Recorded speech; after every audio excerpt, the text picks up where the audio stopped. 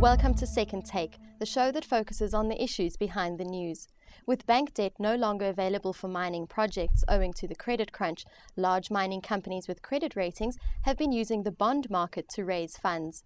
Ernst & Young Global Mining Director Dr. Tim Williams believes that if mines want to continue growing, they're going to have to look at more inventive ways of financing. Mining Weekly editor Martin Creamer is with me in the studio today to explain this thinking. Welcome to the show, Martin. Hi, Shannon. Why should mine majors consider returning to the old style of raising equity funding on individual mines? What are the benefits? Well, I think firstly we're in an abnormal situation, and I didn't ever think that we would hear anyone advocating going back to listing individual mines, but it's because there's such a credit crunch, and we, just reading this morning that even the normally very wealthy Anglo Platinum may have to go out for a rights issue because it needs 16 billion rand, to keep the wolf from the door. So these are abnormal times, and what Dr. Williams is saying is that, not even 15 years ago, there was this model, an old model that we used, that instead of actually always having a major diversified miner raising funds and acting like a bank, they would list individual mines. These mines wouldn't be held in a majority way by the mining house, but the mining house would have a substantial interest in it, and then there would be different sets of shareholders per mine. So it's a way of making sure that you're producing metals and minerals to meet demand without having to put undue pressure on the normal way of raising funds, because as you're saying, bonds are running out.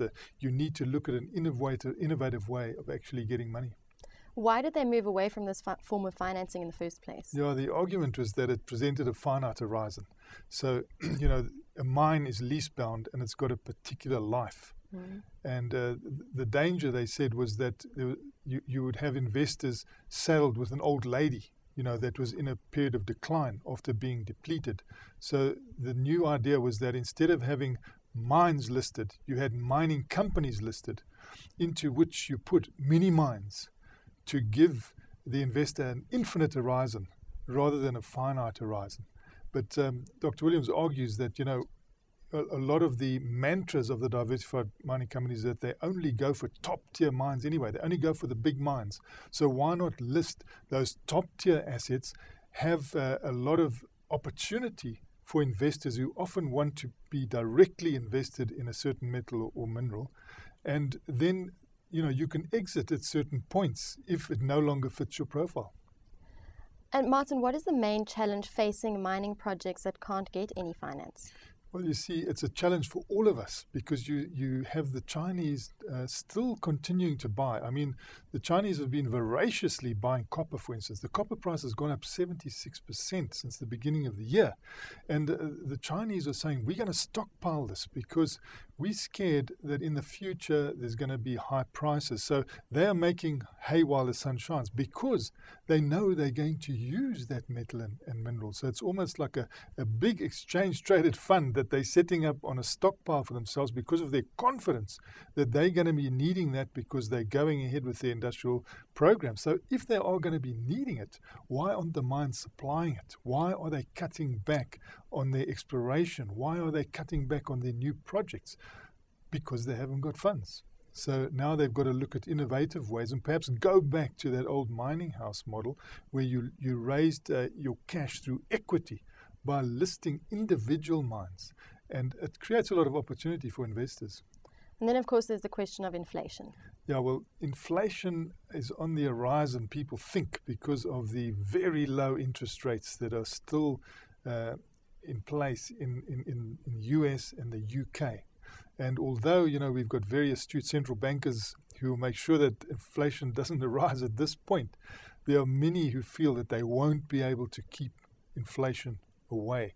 And that is also going to assist, the mining industry. So investors should actually be moving in to invest. And what Dr. Williams is saying is give them an opportunity to invest.